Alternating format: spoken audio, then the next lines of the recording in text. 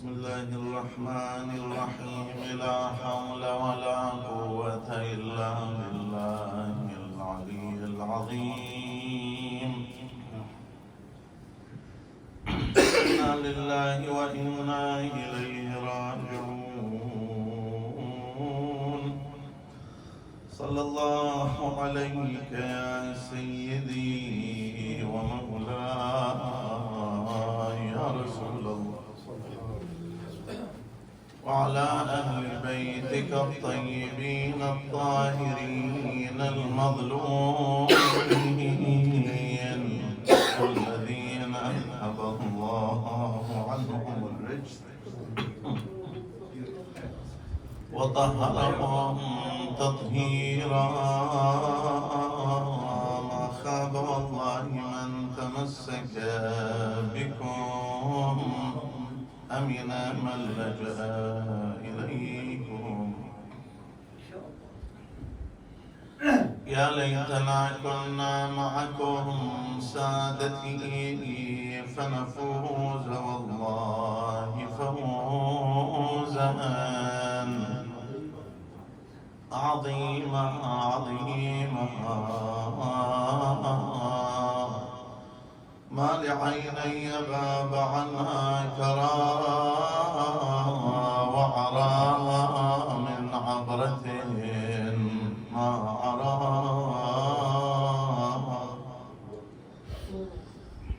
لدار نعمت فيها زمانا ثم فارقتها فلا أغشى. أم لحي بانوا بأقمار ثم يتجلى الدجى بضوء سنا.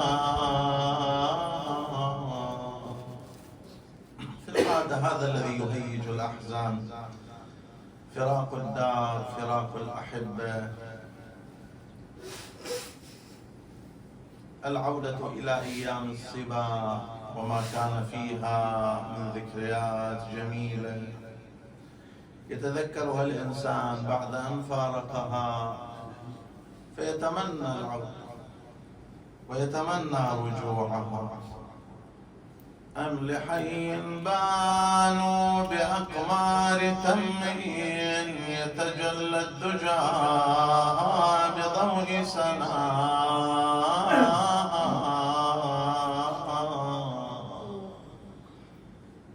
أم لخود غيرة الطرف تهواني بصدق الوداد أو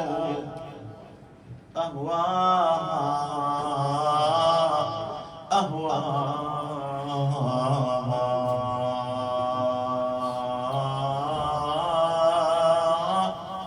لا هذا ولا ذاك. حياش لله حاش لله لست أطمع نفسي، حاش لله لست أطمع نفسي آخر العمر في اتباع هواها هواها. إذا ما ذاك قال بل بكائي لذكر من خص الله تعالى بفضله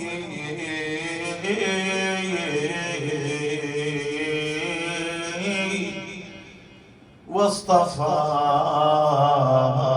يا ختم الله رسله بأبيها واجتباه لوحيه واجتباه وحبى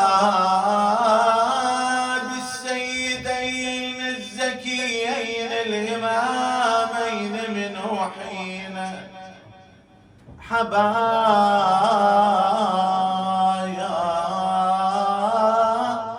ولا فكري الصاحبين اللذين استحسنا هضمها وما راعيا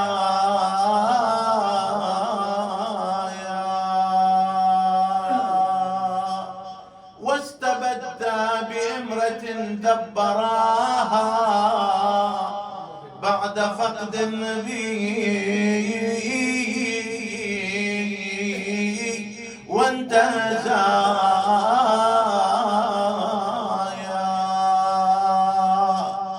غصبا بعلها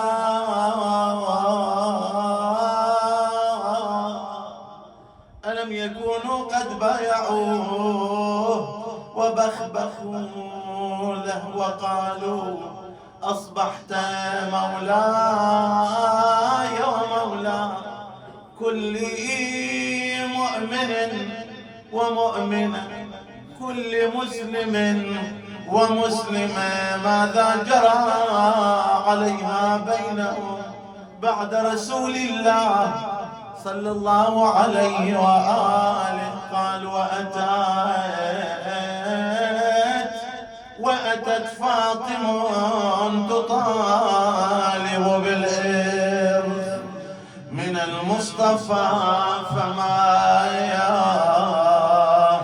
ورثا يا بنت من أم من حليلة من ويل لمن سن ظلما وأذاه لم أنسى تشكو إليه شجونها وأمض شكوى المرء للأحباب أبتا يا رسول الله أبتا وأديكنا فقومك كلهم من بعدك انقلبوا على الأعقاب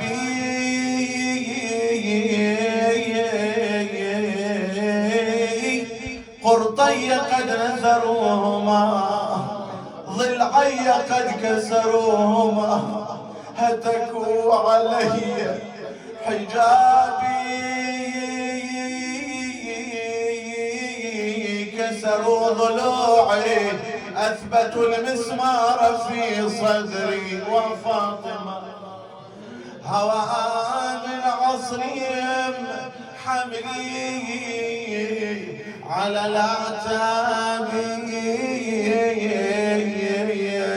خرجت تطأ في أذيالها ما تخرم مشيتها مشية رسول الله صلى الله عليه وآله. وصلت المسجد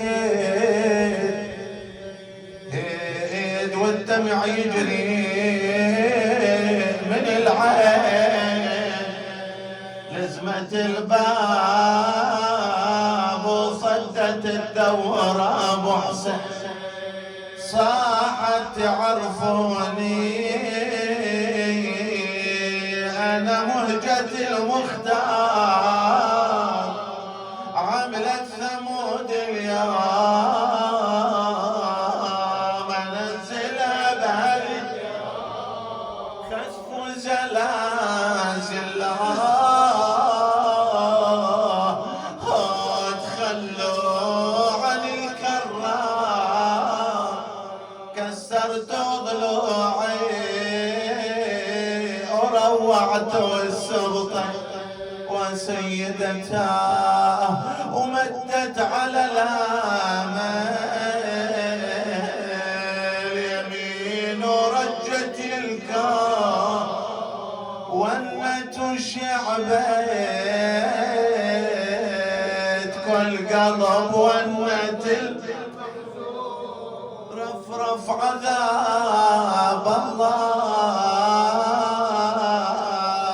وغدا كلهم يموت ما حد بقى غير الوصي وسلمان واثنين وحيد ذل يقل روح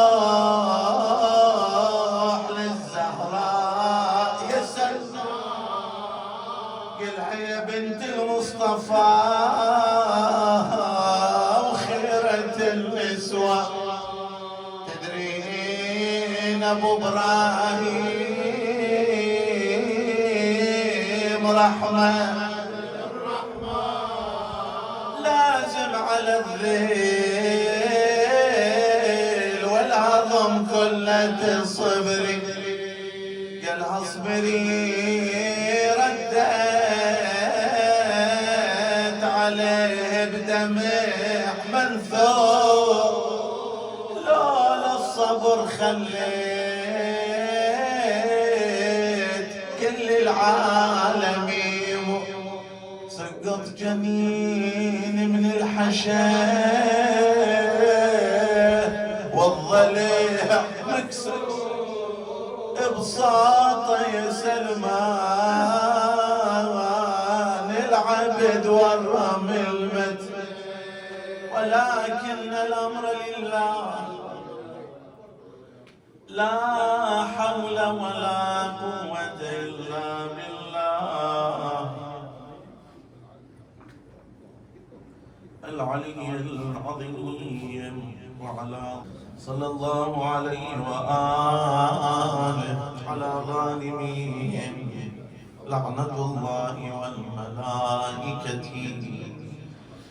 والناس أجمعين جاء عن سيدنا ومولانا أنيس النفوس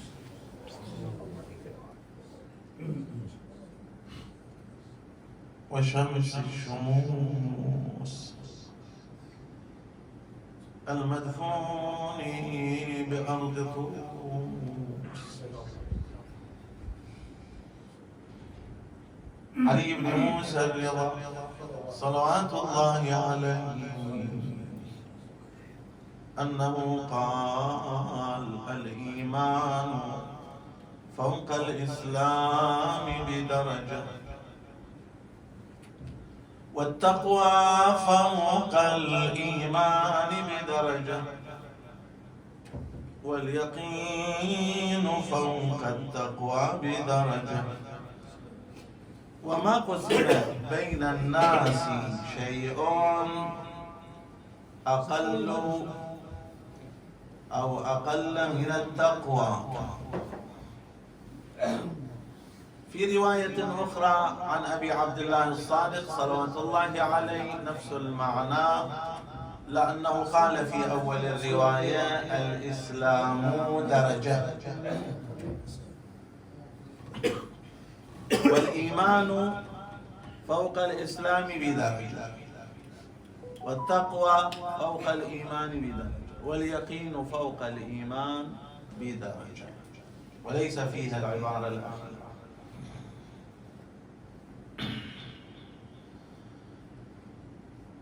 والروايات في حديثها عن الإسلام والإيمان أولا لأنهما أول المذكورين في الروايات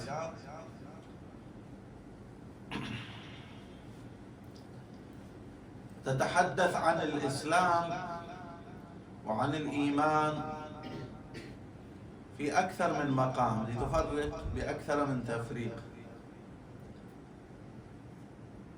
في بعضها بأن الإسلام محله الجوارح ومحله اللسان، فهو عمل بما يقتضيه الإسلام. أولا الإقرار لله باللسان بالوحدانية سبحانه وتعالى، وللنبي صلى الله عليه وآله بالنبوة والرسالة، ثم العمل بما يقتضيه الإسلام من الصلاة والصيام والحج وسائر العبادات التي تترجم الإسلام وما يقتضيه بالجوارح. من اليد واللسان والعين وما شابه ذلك، والبطن والفرج وسائر جوارح الإنسان.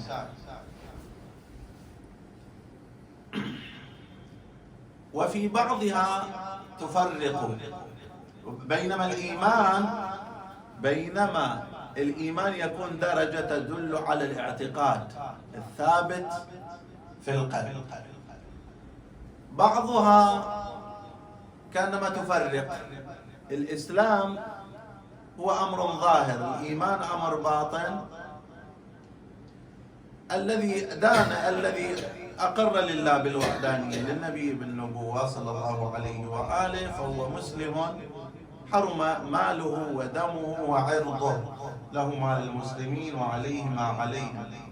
وعلى الإسلام دارت المناكح وحقنت الدماء وحلت الذبائح. فكل من قال بهاتين الشهادتين فهو مسلم. وفي قبالها ما يدل من الروايات على أن المؤمن هو من كمل إسلامه وإيمانه، أو من تحقق عنده الإيمان بأن دان بولاية أمير المؤمنين وأئمة الهدى من ولده صلوات الله وسلامه عليه. في بعضها لا، أنه من أنكر الولاية فإنه كافر. من عرفنا فهو مؤمن، ومن أنكرنا فهو جاحد أو كافر، ومن لم يعرفنا ولم ينكرنا فهو ضال، يعني ضال متحير مو راسي على بال.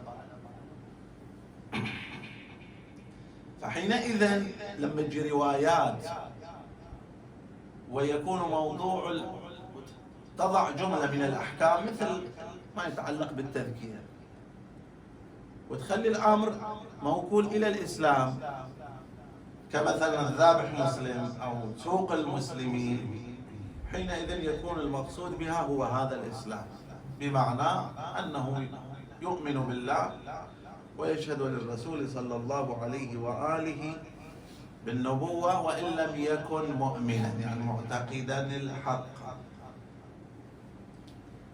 وهذا عليه شواهد كثيرة في الروايات.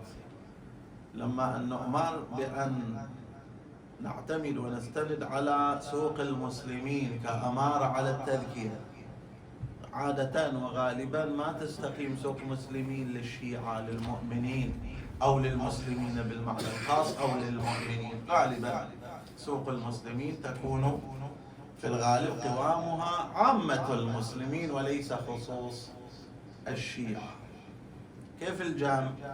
بأنه هاي الروايات اللي تكلمت عن إيمان وإنكار، من قام عنده الدليل، من عرف، من رأى، وهو المفروض أنه الأكثر، ثم رجع وإنكار، هذا اللي يسمى جاحد أو يسمى كافر، لأنه يرجع إلى تكذيب الرسول، بل تكذيب الله سبحانه وتعالى. فإذا عرف أن الولاية وقام عنده الدليل وتيقن أن الولاية، أن ولاية أمير المؤمنين فرض من الله طوق بها أعناق العباد،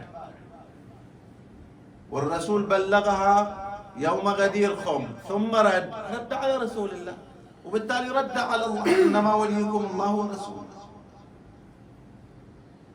والذين آمنوا الذين يقيمون الصلاة ويؤتون الزكاة وهم راكعون. فهذا يرجع إلى التكذيب. ولعل بعض كلام الفقهاء وفتاواهم بأن غير المعتقد بولاية أمير المؤمنين وأولاده فهو كافر، لعله يرجع إلى هذا، بل بعضهم كالظاهر كلامه هذا بأنه قام عنده الدليل وجحد، لأن هذا اللي يصير يسمى جاحد، يسمى مكذب. أما اللي ما يدري كثير من السواد المحترم أو مستضعف أو في حالة من الشك، ما عنده يقين، مو مثل ذاك العالم اللي عنده الدليل ومع ذلك يعرض، هذا مكذب، ما يقال أنه مكذب أو جاحد إذا كان يعلم بالشيء. أمر يسند إليه مع علمه بشيء فيقال كفر. أما إذا هو في حالة شك أو لا، أو في حالة من الاستضعاف والبساطة بحيث أنه يرى الحق باطل والباطل حق، اللي يكون هو هذا بعد المجنون بدرجة أفضل من المجنون بدرجة لو كان يعني ذلك. فمن هنا التفضيل في الروايات بين هذه المراتب، لأنه الأمر يرجع إلى فعلا قرب من الله من دين الله سبحانه وتعالى.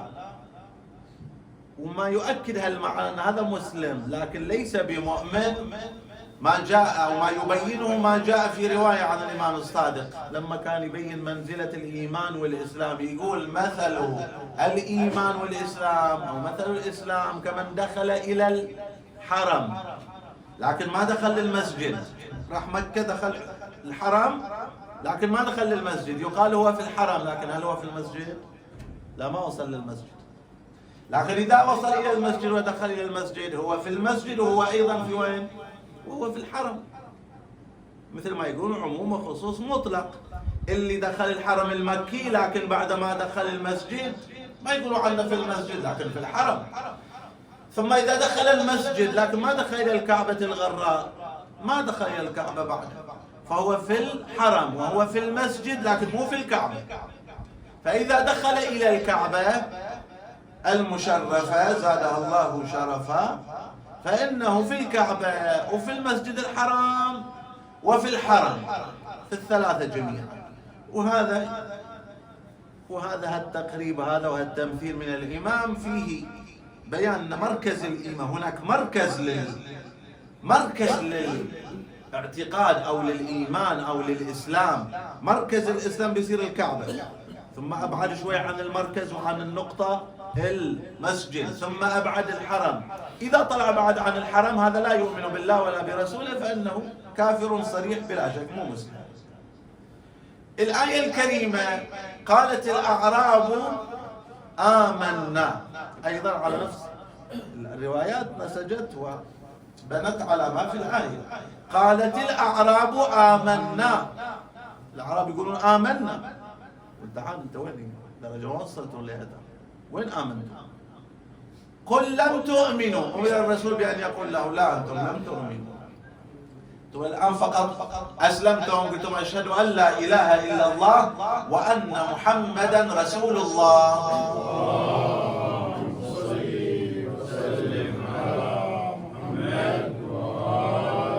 الإيمان درجة اعتقاد داخل القلب. أنتم الآن حقنتم دماءكم بهاتين الشهادتين، ولكم ما للمسلمين عليكم ما عليهم، ذبحتم الذبيحة تحل للمسلمين، لو تناكحتم مع المسلمين النكاح صحيح، لكن ما آمنوا. قال ولما يدخل الإيمان إلى قلوبكم، ما قال ولم يدخل، ولما هي في اللغة العربية فرق بينه وبين لما تقول لم يأتي زيد غير لما تقول لما يأتي. لما يصل فلان إلى الماتم ترى تقول لم يصل، شو الفرق؟ لم يصل نفي لما مضى من الزمن، خلاص ما فيما مضى هو فعل مضارع صحيح لم يأتي، لكن فيما مضى ما جاء فيما مضى بس. أما لما يأتي لما يأتي إلى الحسينية، لما يدخل إلى المجلس، معناه إيش؟ معناه أنت تتوقع دخوله، ترجو دخوله، لكن ما دخل للحين. مثل ما يقال في قد قامت الصلاة. لما واحد تتكلم عن حدث قبل 20 سنة قبل 30 سنة ما يحتاج تقول قد جاء زي قبل 20 سنة، لكن اللي انت اول الحين جاء الحمد لله قد دخل فلان قد جاء، معناه الحدث قريب في الزمان في وقت التحدث.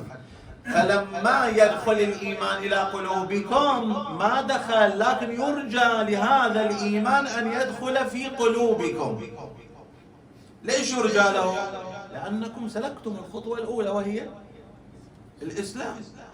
قلتم أشهد أن لا إله إلا الله، أشهد أن محمدا رسول الله صلى الله عليه وآله، فهي خطوة أولى على طريق الإسلام تقودكم، أو على طريق الإيمان بالله تقودكم المفروض إلى خطوة تالية وهي الإيمان، لأنه مو بالضرورة أنه الإسلام والإيمان في درجة واحدة أو في حالة واحدة في ساعة واحدة، بل في العادة أن يصير شوي شوي الإيمان.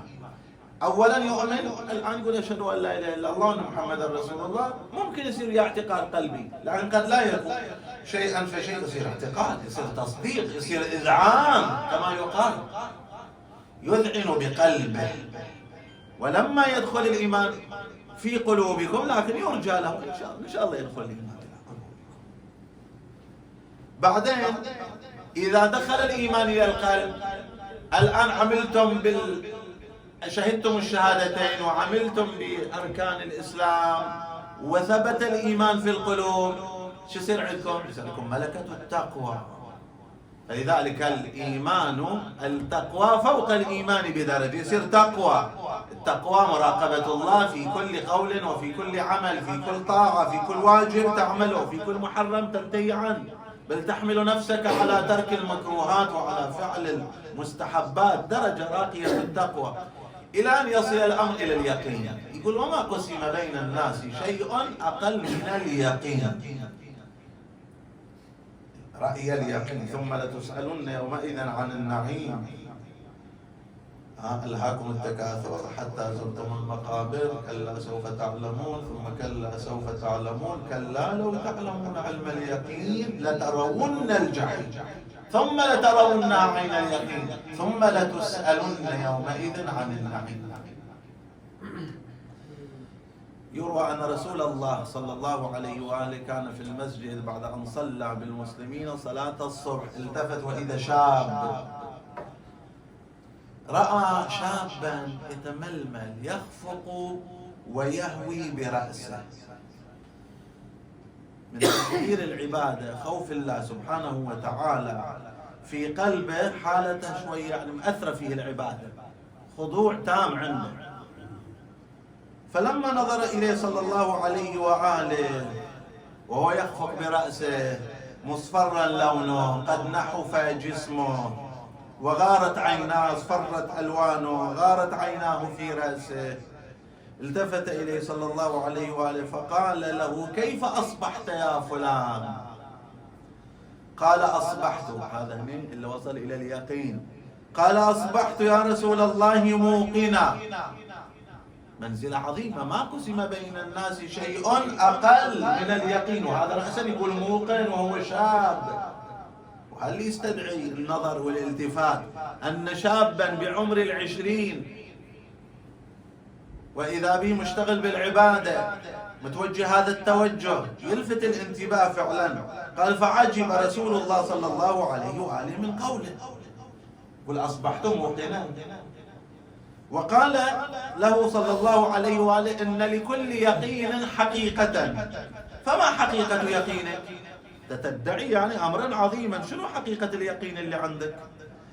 فقال إن يقيني يا رسول الله هو الذي أحزنني وأسهر ليلي وأظمأ هواجري، فعزفت نفسي عن الدنيا وما فيها، حتى كأني أنظر إلى عرش ربي وقد نصب للحساب وحشر الخلائق لذلك وأنا فيهم، وكأني أنظر إلى أهل الجنة يتنعمون في الجنة ويتعارفون وعلى الأرائك متكئون، وكأني أنظر إلى أهل النار، نعوذ بالله منها، وهم فيها معذبون مصطرخون، وكأني الآن أسمع زفير النار يدور في مسامعي.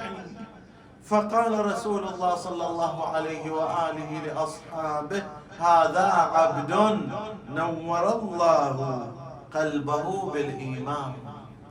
ثم قال صلى الله عليه وآله له الزم ما أنت عليه. فقال الشاب ادعو الله لي يا رسول الله أن أرزق الشهادة معك، ما قال إلا من يقين، لأنه يشوف الجنة ويشوف النار ويعرف طريق الجنة ويشوف ذاك طريق النار. يا رسول الله سل الله أن يرزقني الشهادة حتى أخرج من الدنيا سريعا معافى مما يبتلى به كثير من الشباب من العزوف عن الطاعة، الاشتغال بالمعاصي، حالة الغفلة. فإذا ترك نفسه إلى حالة ساعات الغفلة يوصل لل30 وال40 يقسو قلبه. فإذا قسى قلبه لو كان عنده شيء من اليقين يرجع إلى الدرجة اللي أقل إلى أن يخرج من حظيرة الإيمان. يخرج فعلا بسبب الدأب على المعاصي، معصية بعد معصية وذنب على الذنب، يقسو القلب يظلم إلى أن يأثر على شنو؟ يأثر على الإيمان، فيكون إيمانه مستودعا، يكون معارا، ما يكون مستقر في قلبه. سألوا الله الثبات على ما أنتم فيه. فدعا له رسول الله صلى الله عليه وآله، فلم يلبث أن خرج مع رسول الله في بعض الغزوات حتى استشهد بعد 9 وكان هو العاشر بسبب ما رزقه الله من اليقين. لكن رزقه الله من اليقين بسعي من أسلم ثم آمن ثم اتقى ثم أيقن. والقرآن يتكلم عمل صالحا ثم اهتدى، يعني درجات في نهاية الإيمان، درجات. الإيمان درجات، وبهذا الإيمان الرسول هذب النفوس بإذن الله. يجي من بعض غزواته يرى جملة من العرب ولعلهم من الأعراب، مو لأنهم ساكنين البادية، لا، لأنهم يعيشون حالة الجفاء، حالة القسوة، حالة البعد، حالة الجهل. يقول هذا أعرابي، ممكن هو أعرابي جغرافيا يسكن في البادية، لكن قلبه قلب حضري، قلب مؤمن فيه رقة. شافهم قال ما أنتم؟ سلموا على رسول الله جماعة، انصرف من بعض غزوات، ما أنتم؟ قالوا نحن مؤمنون. ما حقيقة إيمانكم؟ قالوا الرضا بقضاء الله، التسليم له، إلى آخر. فقال حكماء كادوا من الحكمة أن يكونوا أنبياء. إذا كنتم كذلك فلا تبنوا ما يسكنه غيركم أو ما لا تسكنون، لا تبنوا ما لا تسكنون ولا تجمعوا ما لا تأكلون، وعليكم بالتقوى والعمل. فعلا حالة الجفاء وحالة القسوة اللي هذب بها رسول الله نفوس ناس ساكنين في البادية وناس قاعدين ويا الرسول في المدينة، لكن مرضوا على النفاق. من أهل المدينة منافقون لا تعلمون نحن، يقول مرضوا على النفاق، عاشوا مع رسول الله، عدوا من الصحابة، ولكنهم أعراب فعلا عايشين في المدينة، لكنهم أعراب. إلى خرجت يعني صفات القسوة والجفاء اللي يتمتعون بها في قلوب، معناه الإيمان ما دخل إلى القلوب، ظاهر الإسلام، بل أظهروا النفاق، أظهروا ما يبطنون، مو تكتموا عليه، كانوا ينتظرون وقتا معين. قضى فقضت ما تشتهي بآله علي وتيم وهو غير ملحد صلى الله عليه وسلم.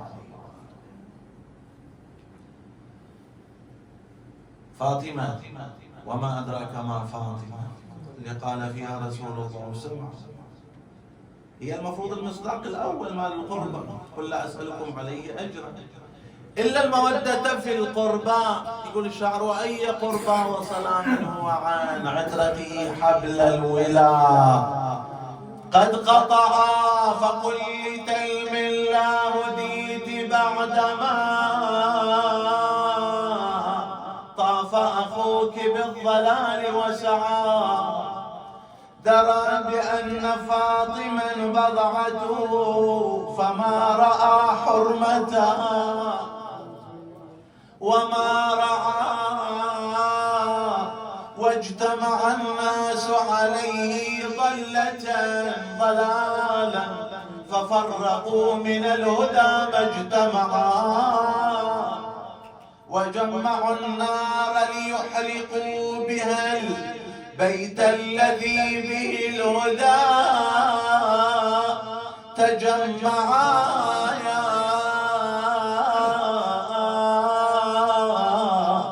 بيت على سمك الصراح رفعة وكان أعلى شرفا وأرفعا،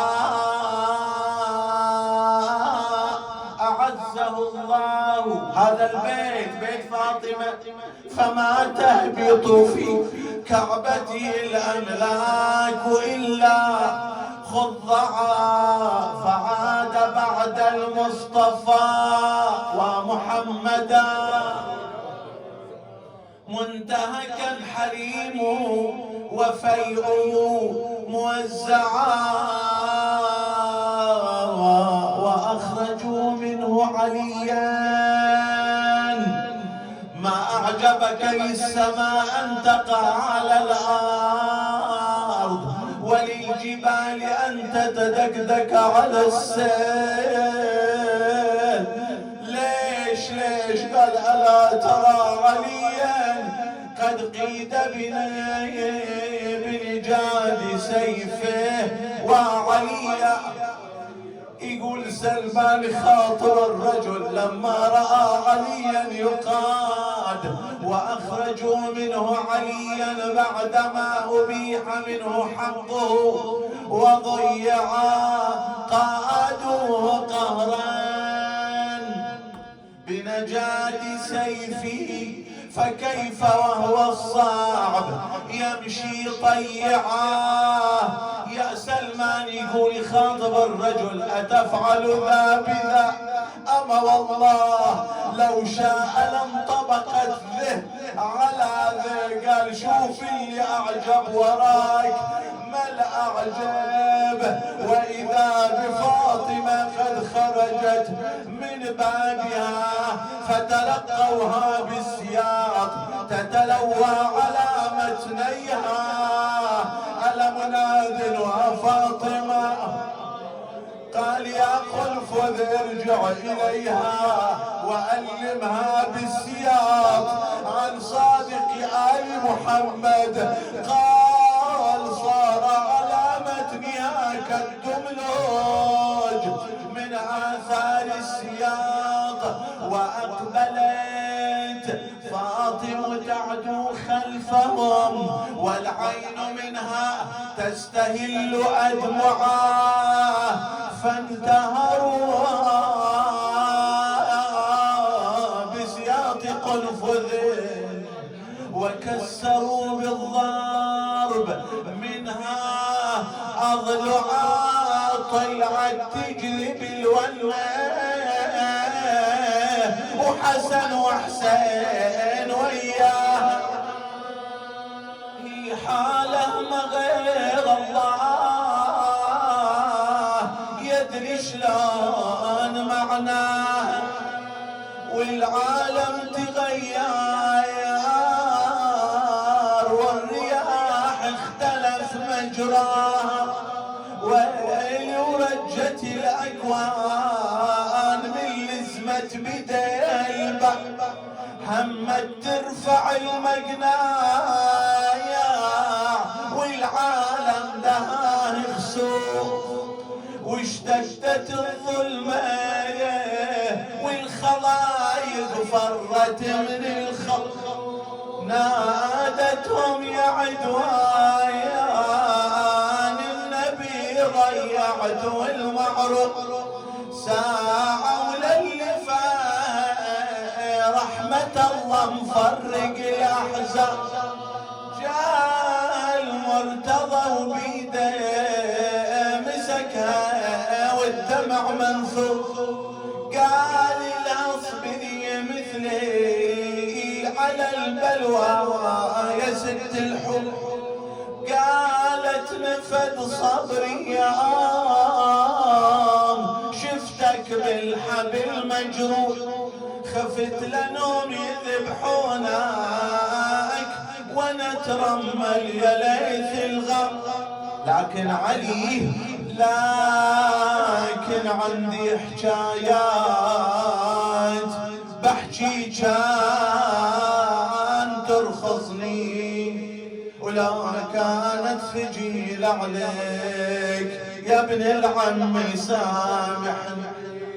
كيف انصابت عيوني بلطمة وانت تنظرني،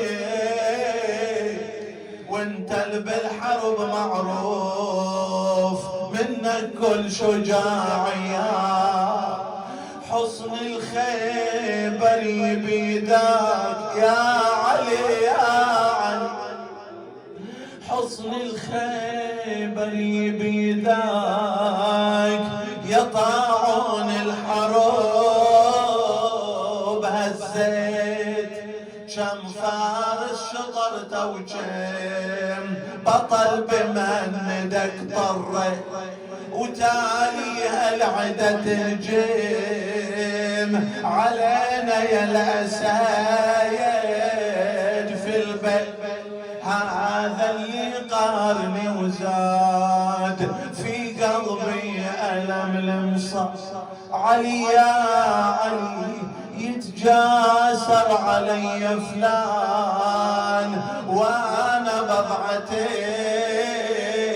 الهادي، وانت تشوفني وتسمع ونيني وصيحة اولادي. يا علي ايش اقدر انا احكي وياك ذايب يا علي فادي. ويش احكي ايش اقدر انا احكي وياك ذايب يا علي فادي. خبرني انا وين اشتكي حالي يا داح البر، يا امير المؤمنين يا داحي باب يا داحي باب خيبر، يا مفرج الهم والكرب عن رسول الله، ورد الاعداء بسيفك عن يوم احد وبدر وحنين. والزوجة إذا ما تشتكي للزوج وين تروح. علي جنك ما دريت الصوت بضع جسمي بالجروح، بيا قانون يحكم يمنعوني من البكا والناح. حقي راح حملي طاح ضلع انكسر صدري وفاطمة.